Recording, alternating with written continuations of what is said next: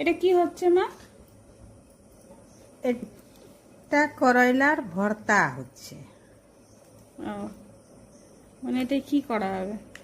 এর বীজটা বার হবে, তারপরে এটা সিদ্ধ হবে। ঠিক আছে, বাকিটা তো প্রসেসে দেখবো, মানে এর মধ্যে মশলা দেওয়া হবে তো? হ্যাঁ হ্যাঁ। ঠিক আছে। এই জলের মধ্যে ধুয়ে রাখা উচ্ছাগুলো দিয়ে দেবো একটুখানি সিদ্ধ হওয়ার জন্য।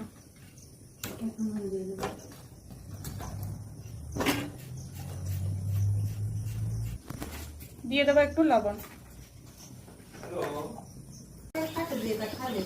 ये करेला बॉयल हो गया। देखो ये कढ़ाई हो गया गरम। अब इसमें डालेंगे सरसों का तेल। देखो तो मैं ठीक है इतना।